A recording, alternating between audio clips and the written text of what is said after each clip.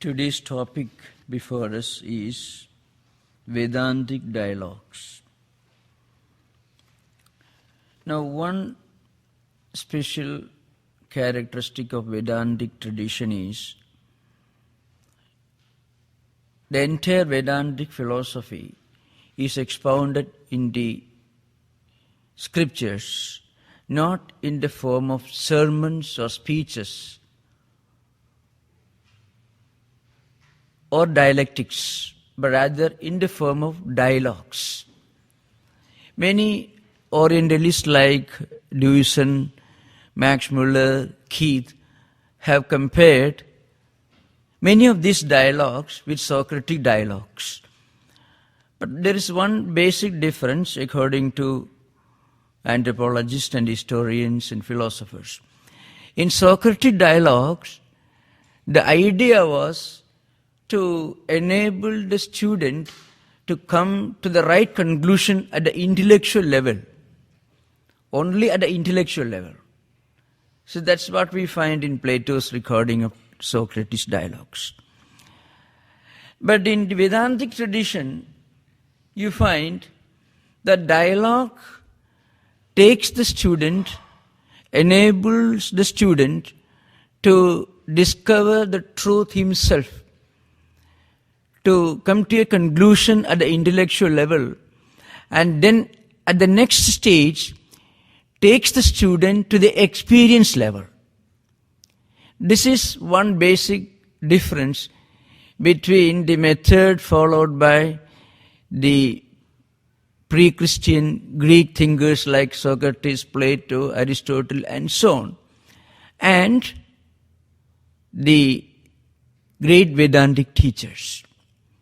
That is, in Vedantic tradition, at the first stage, the teacher takes the student, rather he enables the student to find out the solution to the answer to his problems through the path of reason, by leading him through the path of reason, and finally enables the student to come to the conclusion at the intellectual level through the process of logical self-analysis and reasoning. And then at the next stage, he guides the student in his inner life, takes him to the experience level. This later aspect is not found in pre-Christian Socratic tradition. That is one basic difference. According to some of the great German Orientalists like Dewison, Max Muller, Keith and others. I'm not going to those details, but I'm coming to Vedantic dialogues directly. Now, by Vedantic dialogues, we mean the long dialogues between teacher and students with the purpose of discussing the ultimate truths of human existence, the origin of the world, the real meaning of human life, and the ultimate goal of human efforts, human pursuits. There are 10 major Upanishads. To give the list, Isha, Kena, Katha, Prashna, Mundaka, Mandukya, Taitriya, Svedasudara, Chandogya and Brihadaranyaka. These are the 10 Upanishads. I will deal with this later. Of this Upanishadic literature, the maximum number of dialogues, spiritual, metaphysical dialogues, are found in the two large Upanishads, that is Chandogya and Brihadaranyaka. The largest number of dialogues are found in Brihadaranyaka, where the highest metaphysical questions are discussed between a great sage and metaphysician of those days named Yajnavalkya and an equally great debater and philosopher, woman philosopher, with the name Gargi. And at another level, there are a series of dialogues between a great wise king, an emperor. His name was Janaka, and then Yajnavalkya, the great philosopher saint.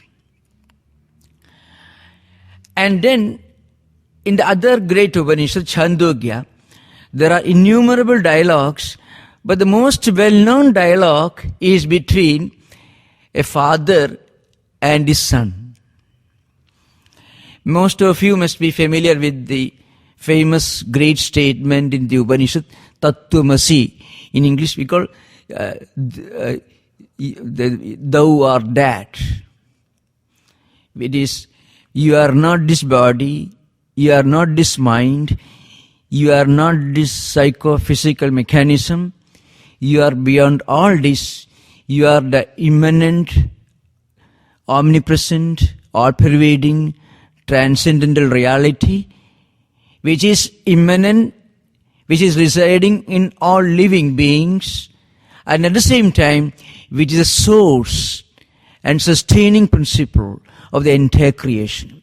It is that one reality, and you are that reality yourself. You are not this psychophysical mechanism. This is the essence of this great statement called Mahavakyam in Sanskrit language. In fact, one of the most illuminating dialogues in the Vedantic tradition is the dialogue that is described in the 6th chapter of Chandogya Upanishad between a great sage of those days. His name is Uddalaka, and his son Shvetaketu. I'm not going to that particular part of the scripture because it is a very long dialogue. It runs into 16 sections in the 6th chapter,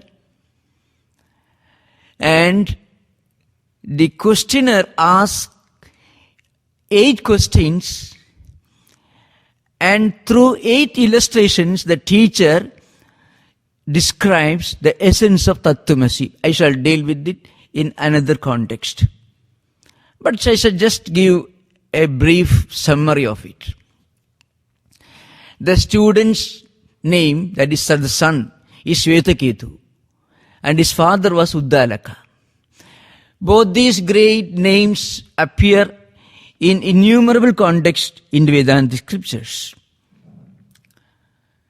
How the highest metaphysical truth is analyzed and described in the form of a dialogue. This is a classic example. And according to many Orientalists, it is supposed to be the most illuminating and unrivaled example for a dialogue, metaphysical dialogue.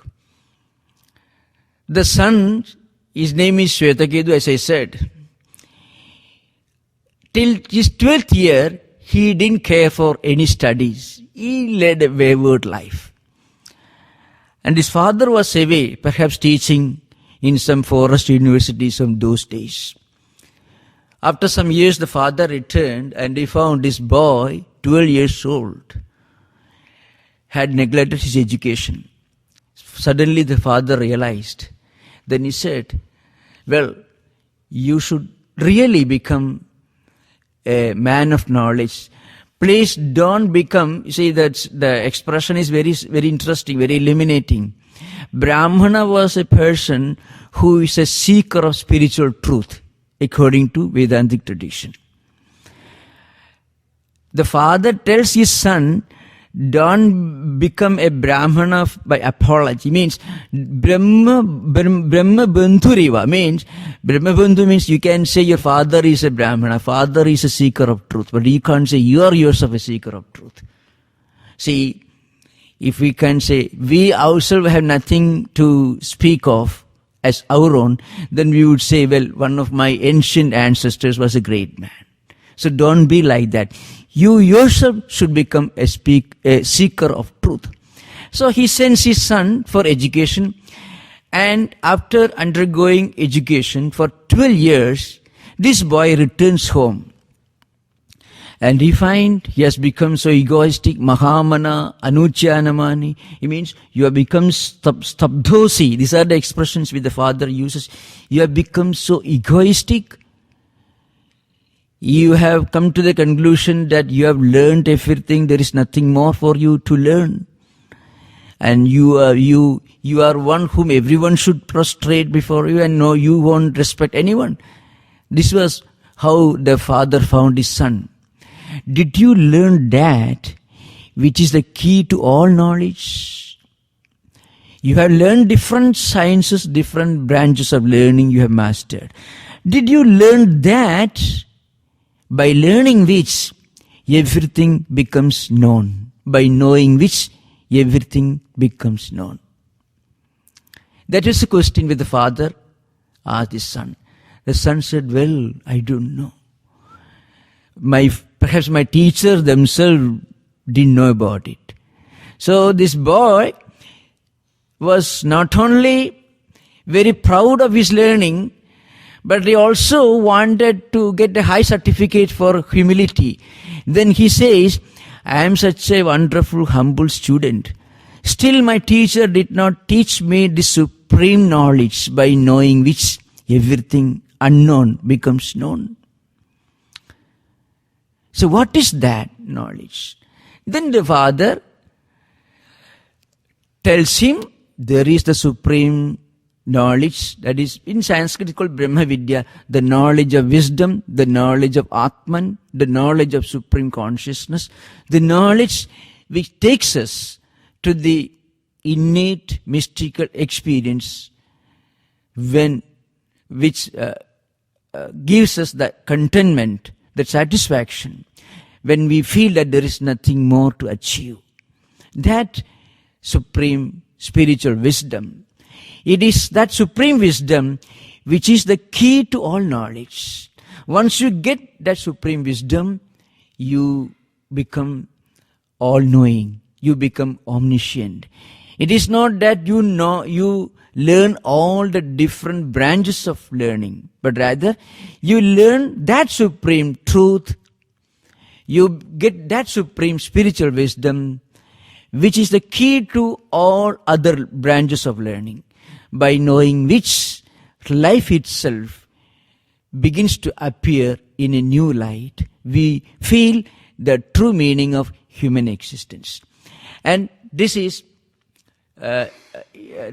illustrated, this is expounded from 8th Brahmana, 8th section to the 16th section.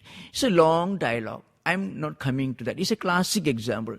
And also in Brihadaranyaka Upanishad there are innumerable dialogues, perhaps much metaphysically much more illuminating than the one which I'm going to deal with today. I shall deal with these dialogues in a future occasion. But right now I am going to deal with a very well-known dialogue which many of you must have already read. It appears in Kathopanishad. And it is also one of the most famous and celebrated Vedantic dialogues. The dialogue is between a child of 5 years, according to some scriptures. The story appears in different scriptures, not only in Yajurveda Brahmana, and also in the Krishna Yajurveda, in Kathashakha, from which this Kathopanishad is taken, but also in Mahabharata, with slight variations. But the inner content is the same. So as I said, the dialogue is between a small boy of 5 years with the name Nachiketa and the Lord of Death. The name of that teacher is mentioned in the Upanishad as Yama. The story is this. One day, this boy who was living with his father suddenly discovered that his father was trying to get a great name as a man of philanthropy and charity. And he had a great reputation. And in those days, people used to gift their wealth to, among the poor people around. And the most important currency of those days was cows. Because from cows you get milk, you get yogurt, and cows were supposed to be the source of one's income in ancient times. That was the age in which has not yet entered the agrarian civilization, That's just before the agrarian civilization had come into existence. Maybe around 6000 or 7000 BC. So this great man, Nachiketa's father, who had a great reputation for charity and philanthropy, one day was giving away his wealth. And most of his wealth consisted of cows. And most of his cows had become very old. So what happened? He selected the oldest cows, the cows which won't give you milk, which can't eat fodder or grass, cows which would be of no use to anyone. So this man collected from his stable all these useless cows. Pitodaga jagdadrina dugdadoha nirindriyaha. This is how the Upanishad describes these cows. The main literal meaning is these cows had drunk all the water that it could drink in this life. It means it cannot even drink water, cannot even eat grass, leave alone give milk. So these cows were selected by his father, and he was distributing these cows. Nachiketa was a man of a great integrity. The word mentioned in this Upanishad is Shraddha. Shraddha is, in a way, the totality of all human qualities like integrity, sincerity, honesty. And what do you say? When you say something, you really mean that.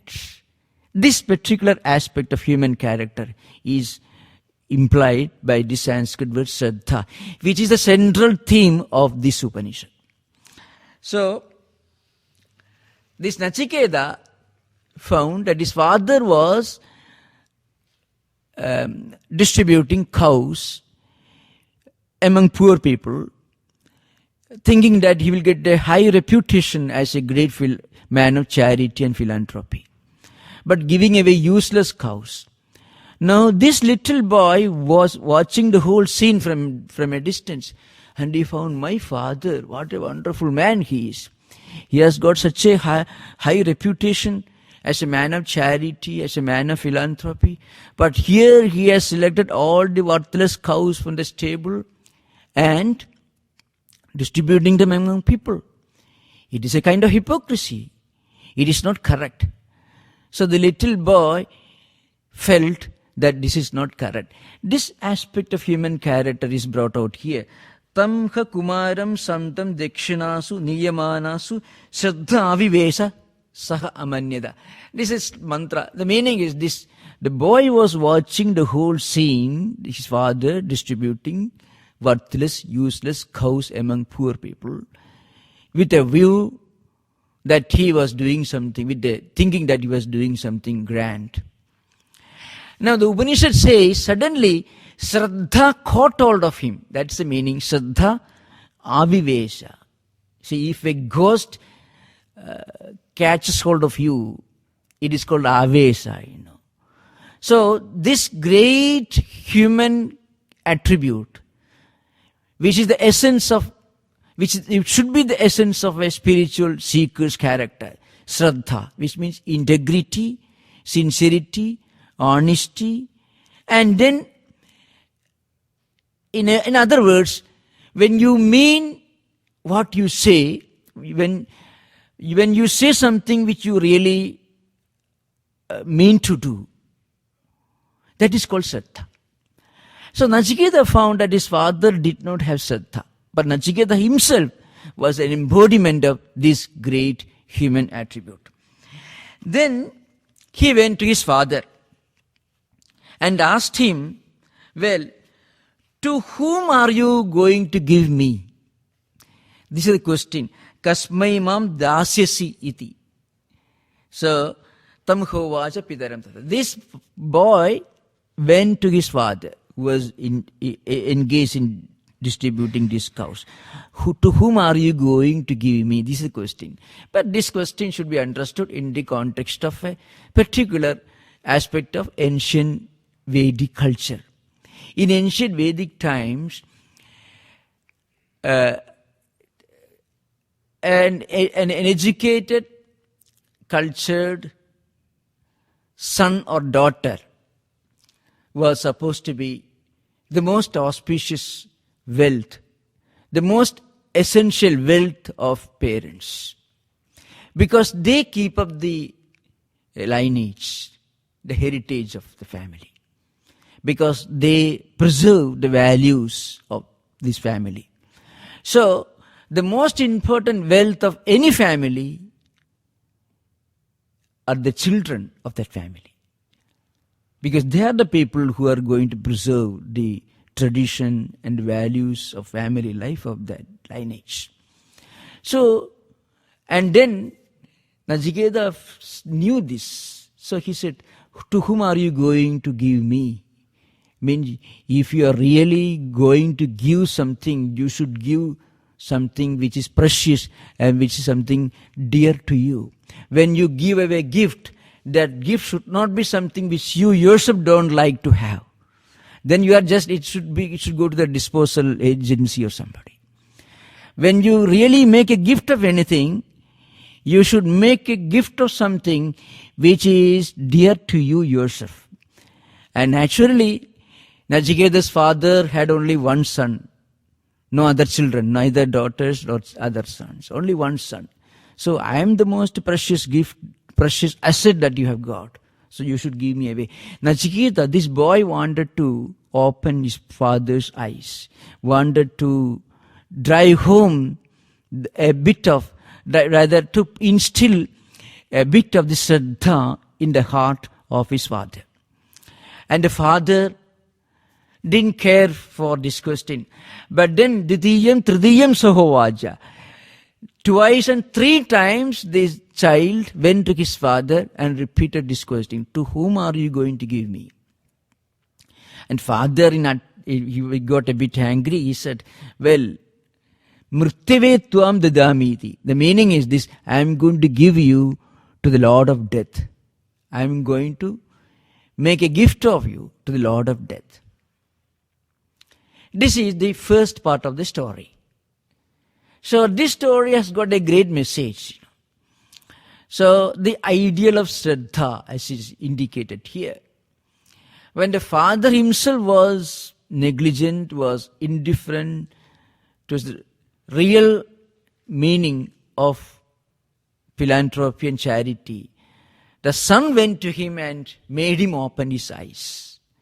And the father, he was a bit angry, said, I am going to give you to the Lord of Death. The story has, it has got a mythological element in it. But behind this mythological story, there is a great spiritual truth that is being expounded in this dialogue. In fact, that's what we are going to discuss.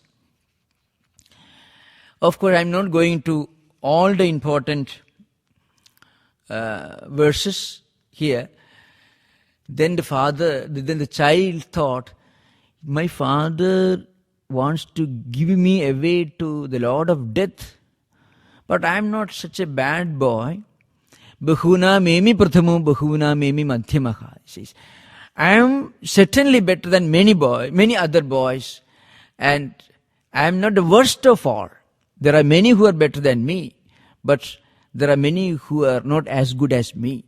So why should my boy want to give me away to death? Then suddenly the father opened his eyes. He said something that was terrible. And he was a bit angry when he made the statement, but suddenly he realized he made a mistake. But it was too late. Nachiketa thought, well, my father said that I should go to the Lord of Death, and I shall go to the Lord of Death. Because my father wanted me to do that. And he left his home. That's how the story begins. And when Nachiketa, this boy, when he reached the home of the Lord of Death, he was away. And he returned only after 3 days.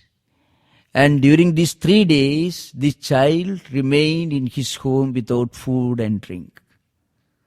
So when the Lord of Death, his name is given a Yama in the Upanishadic tradition. Yama means Lord of Death.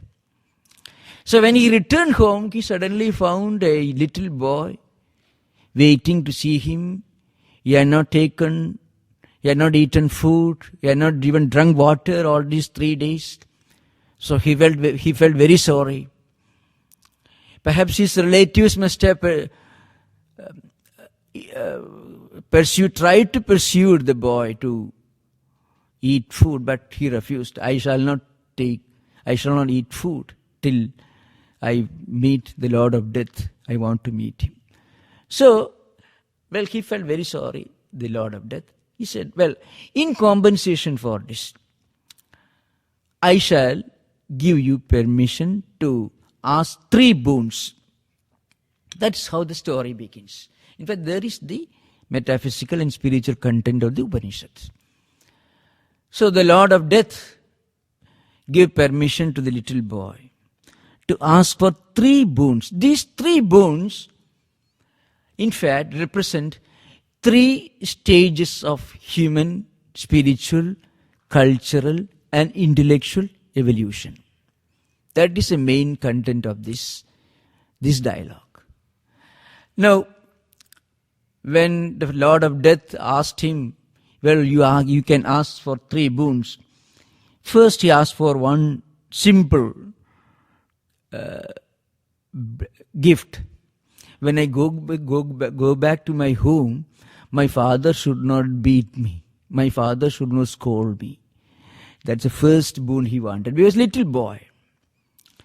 So he says, Shanda Sankalpa Sumana Yadhasyad Vida Manyur Gautamo Ma Abhimurtyo Tvat Prasishtam Ma Abhivade Prasida Edat Trayanam Prathamam Varam Vrine. You have asked him, you have given me permission to ask for 3 boons. This is my first boon, which I am asking.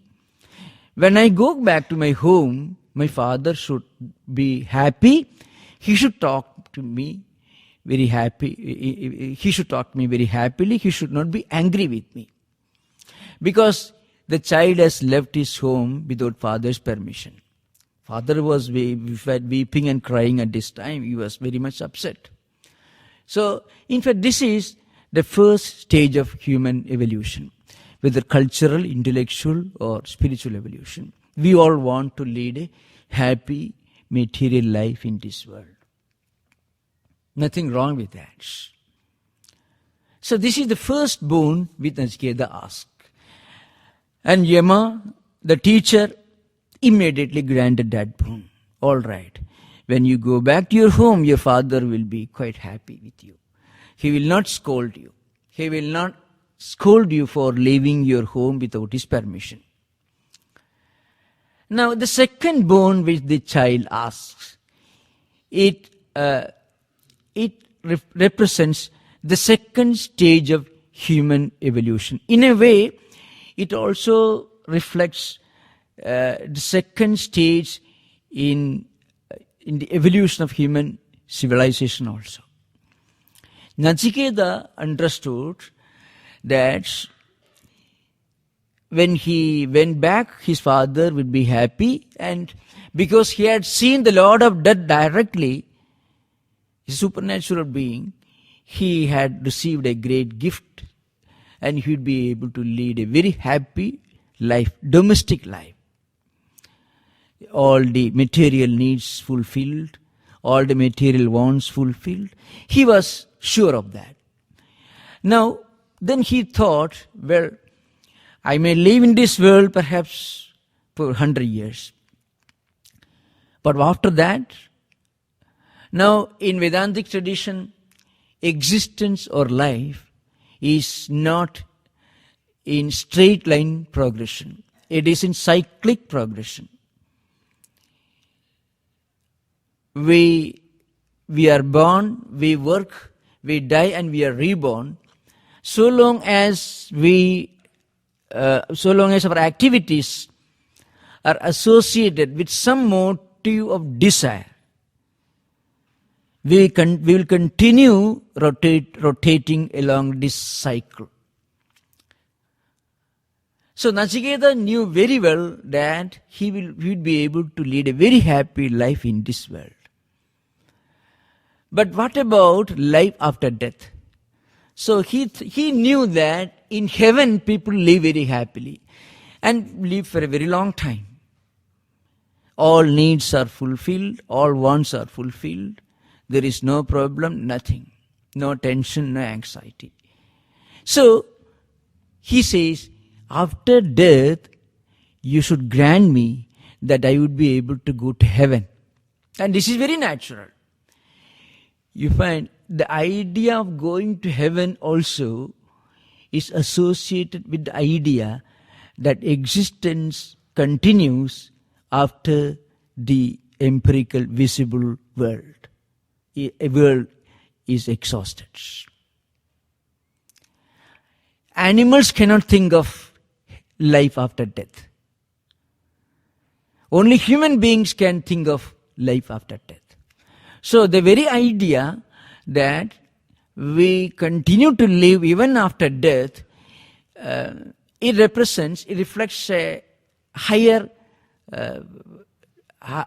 stage of human spiritual or cultural evolution. That's why people do good things, charity, philanthropy, all good things, because they think, well, in this life I have got plenty of money, status, everything. But they say after death people go to hell and heaven. So I don't want to go to hell, I want to go to heaven. So that desire, at least either fear of God or desire to go to heaven, sometimes force people to do good things. So this is possible only for people who are a bit refined and civilized. There are others who I won't care whether I go to hell or heaven. I want to lead a perfectly happy. Epicureanism or utilitarianism, empiricism, all this. The worst part is Epicureanism. You live a happy life at any cost. The other two systems grant that we need some moral values, moral ethos to enjoy this world more efficiently. So utilitarianism and empiricism will insist that we need to follow certain discipline so that we can enjoy more of this world. But then, such people, such such concepts of life reflect a very low level of cultural evolution. Those who are still more refined and civilized and culturally evolved will think, well, this is not the end of everything. So I should do something good here in this world. I have plenty of money, everything. I must do some charity so that I will not suffer after death. It's a higher level.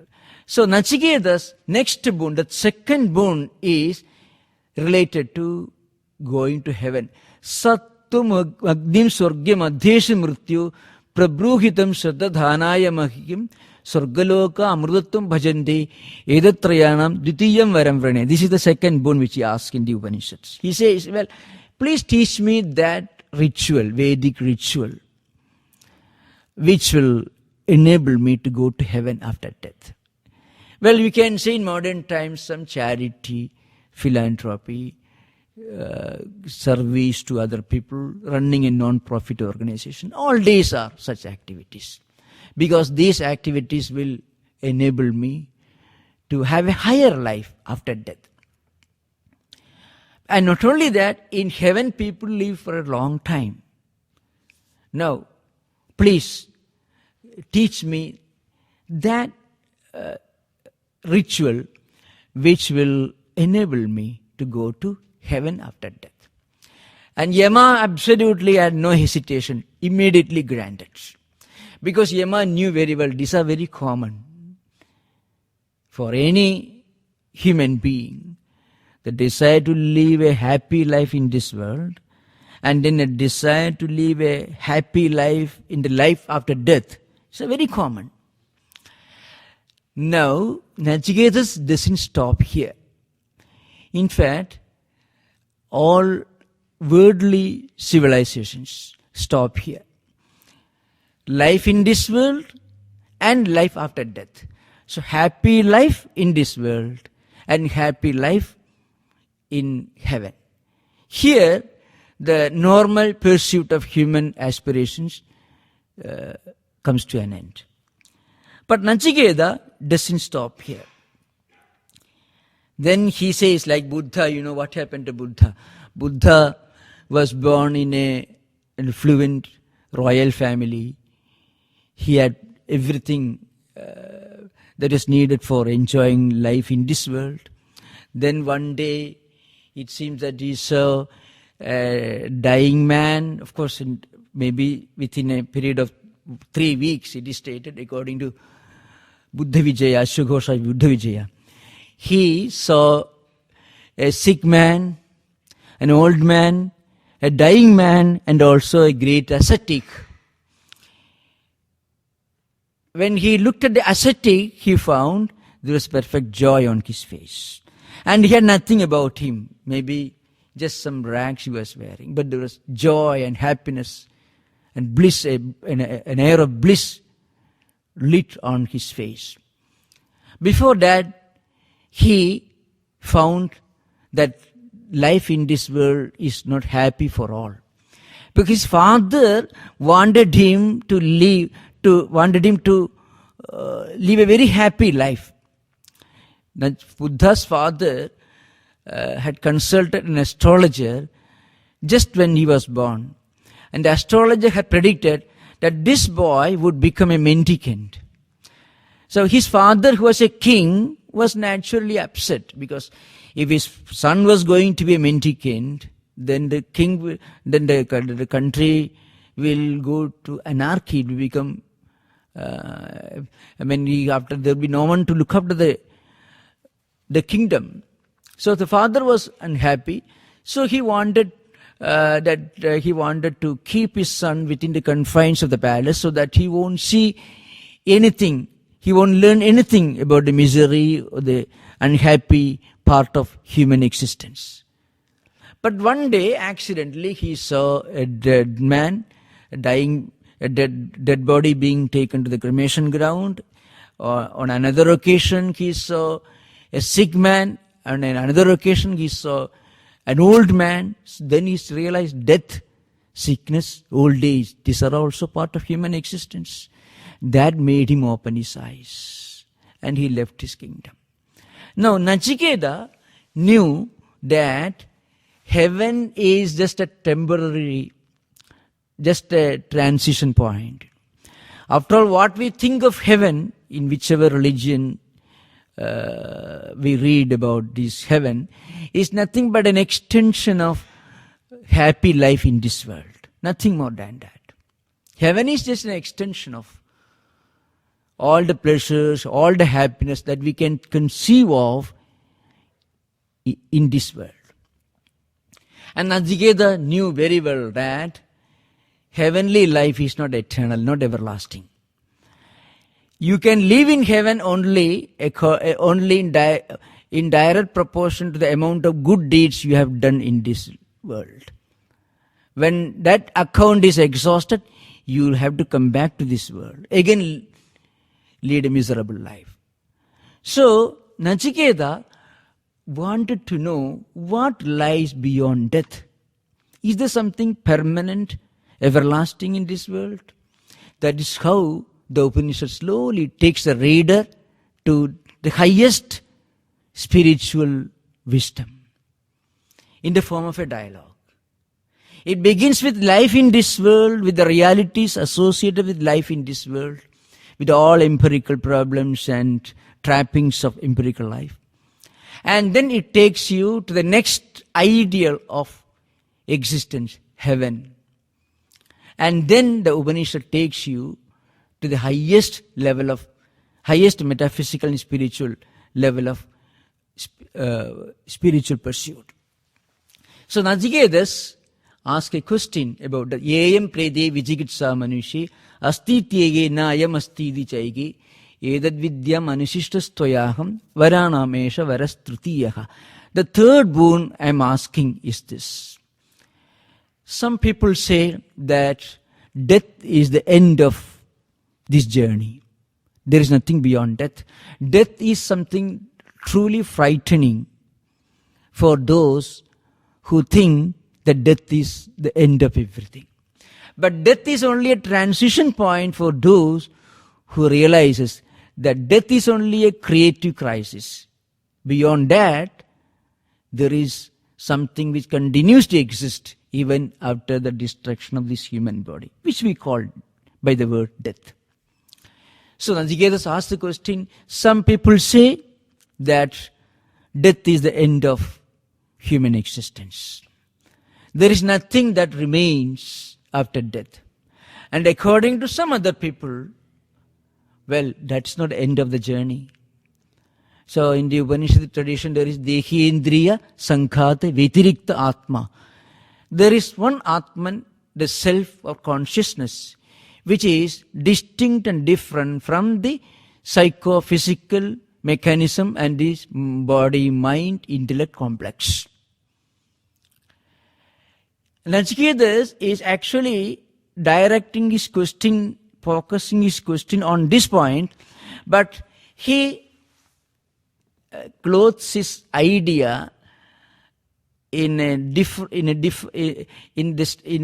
style of an ordinary man living in this world. See, after death, what happens? That's the question he asked. Is there something which continues to exist after death? Or is the end of the journey? Incidentally, some of the greatest scriptures in Vedantic tradition are written with a view to prepare a spiritual seeker intelligently for confronting this reality of death. In the Bhagavata Purana, which is a very famous verse, very famous classic, it's not only a devotional classic, its content is purely Advaitic, non-dualistic. It begins with one sutra in Brahma Sutra, and it ends with Satyam Param Dhimahi. So it's a famous religious classic, devotional classic, purely devotional. The idea of God presented in this devotional classic is, on the one hand, is the embodiment of all mercy, all kindness, a spiritual truth. On the other hand, it is the immanent, omnipresent, transcendental reality. Now, how this book came to be written, it also is in the form of a dialogue. It is perhaps one of the longest dialogue in spiritual tradition of any religion. There was a great king Parikshit who happened to commit a serious mistake, taking the dead body of a snake and putting it in the neck of a great saint, a sage who was immersed in meditation. That's what he did. He was a king who went about hunting, and he entered a cave. There was a great saint meditating. He asked for water. The saint was immersed in meditation. He didn't open his eyes. So the king thought, this man is not honoring me. There was a dead snake lying about. He took the body of that dead snake and put on the neck of this great saint and went away. And his son, this ascetic son, was playing somewhere. And his friends told him, look here, you know what happened to your father? He's sitting there in the cave with a dead snake around his neck as a garland. The boy was stunned. He rushed back and he found his old father, the great ascetic, immersed in meditation with a dead snake lying about on his neck. And he started crying. The father, old man, opened his eyes and asked him what the matter was. Then he found. Then the boy said, well, whoever may be that person who had done this, he shall die in 7 days and will be bitten by a poisonous snake. That is the curse which this boy pronounced on the king who had committed this. He didn't know it was the king who did it.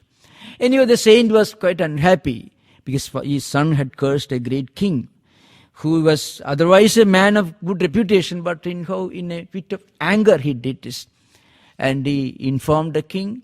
The king came to know of what he did, the terrible thing he did. He repented and he left his kingdom, renounced his palace, everything, went to the bank of the Ganga, the holy river, and he started meditating, he started doing spiritual penance there. He knew he had only 7 days to live, 7 into 24 hours. So he was not afraid, he was not frightened. He knew that, but he was a devotee of God. He was a real spiritual seeker, but somehow in a fit of anger, he committed this terrible mistake, blunder. So, because he was a wise man, he realized that he deserved it and renounced everything, and he decided to spend the 7 days of his remaining part of his life in meditation and spiritual contemplation. So hearing about this, all the great saints and sages and spiritual seekers of that age assembled on the banks of the river Ganga. And then among them the great Shuka was there, a great sage of those days. And the king asked him, Ata prichami samsiddhim yoginam paramam gurum purusha seha yadkaryam riyamanasya sarvada. It's a question. I'm just explaining in brief. Now, O great saint, I want to ask you a question. What should a dying man do? What should a man whom death is staring at his face do in this world? In reply to this question, that saint said, Etavan jnana yogabhyam swadharma parinishthaya janma labha parapumsam ante narayana smriti. Those who are interested, you can read this in the first book of Bhagavata, 19th chapter. The question arises, the question occurs. In the second chapter, the answer comes. The great saint answers, well, the greatest goal, the supreme spiritual goal of anyone's life should be to leave this world, to die, to breathe your last with God's name in your heart. If you can leave this world with a smile, that's the greatest sign of spiritual wisdom. In fact, that is the answer which the saint gives to this king. And the entire huge spiritual classic of Bhagavata Purana is in a way an answer to the question which the king puts to the saint. How should a man face the problem of death? Because if you know the mystery of death, you will know the mystery of life also. Because death means something, this means the disappearance of something which is not everlasting. And that also takes you to the next question. Is there something really everlasting? That is Atman. So, Nachiketa asked the third boon. What he asked is, some people say that death is the end of human existence. According to some other people, no. There is something which continues to exist even after death. Please teach me the supreme truth. In answer to this request, Yama expounds the whole philosophy of Advaita Vedanta, non-dualistic philosophy. Yama said, death is not the end of everything. Of course, before that, the great teacher would test the boy. You know, Yama was not an easy man to deal with. Yama wanted to test Nachiketa, this little boy. That's the most. In fact, that part of the Upanishad constitutes one of some of the most impressive parts of this entire Upanishad literature. Yama tells the boy, please don't ask this question. Ask anything else. I can give you any other boon. Shatayusha putra pautran means you live in this world 100 years with plenty of children, grandchildren, kings. You can be a king, you can have palaces, everything in this world. Don't ask about this question, because this is something which cannot be easily answered, and not everyone can understand the mystery of human existence. Because when Nachiketas requested Yama to explain the mystery of death, indirectly he was requesting Yama, the teacher, to explain the mystery of human life, human existence. And in answer to this, the teacher tested the boy, and he found that he was really a fit disciple to learn the mystery of spiritual wisdom. Then he said, Anoraniyan Mahato Mahiyan Atma Sijendo Nikhitam Guhayam Tamakruduppasya Vidashokaha Dhadu Prasadat Mahimanam Atmanaha. There are many verses, I won't go into all those verses. Yama said, the supreme reality, the Atman, the supreme consciousness, it is supreme knowledge and supreme bliss. It is one. It is immanent, omnipresent, all-pervading and transcendent. It is present in the minutest of living beings in this world. Anohu aniyan means it is present in the minutest. Ano means it is called, atom it means. That's the word used here. Ano means atom. You may further reduce it, come to the lowest, so some of the smallest particle. So this supreme reality, this Atman, is present. It is the immanent principle in the minutest of living beings. And it is also present in the grandest, the greatest, the largest of anything that you can conceive of. It is the principle of effulgence. It is the supreme illuminator. And it is that Atman which enables sun to throw light in this world. These are some of the expressions used in this Upanishad. And human life itself is a journey.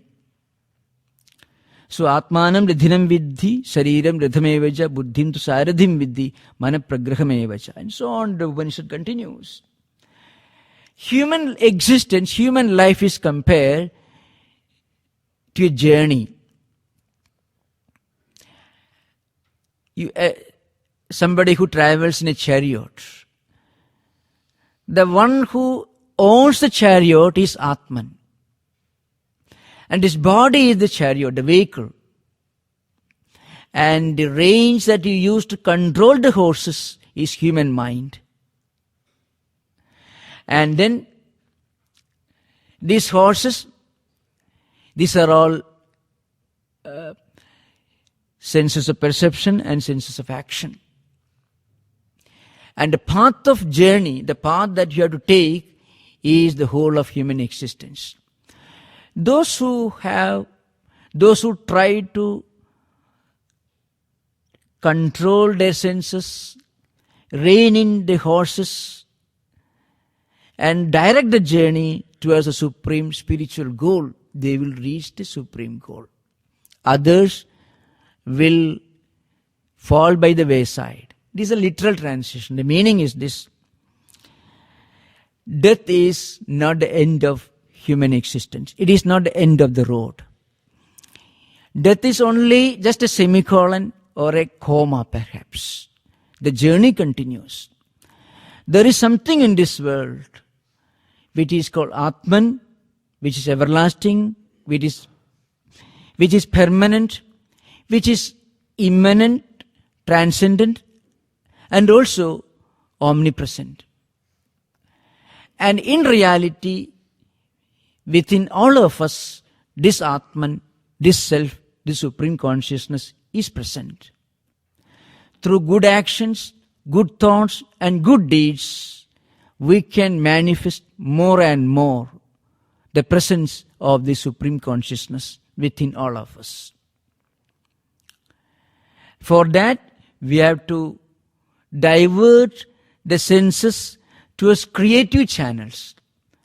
Controlling the senses means controlling the senses towards creative channels to begin with. And thereby we can accumulate spiritual wealth through good deeds, good actions and good words. And gradually we will realize that we are the supreme truth. So every human effort, every word, every deed is an attempt to manifest more and more the effulgence of this immanent principle, which is resident in all living beings.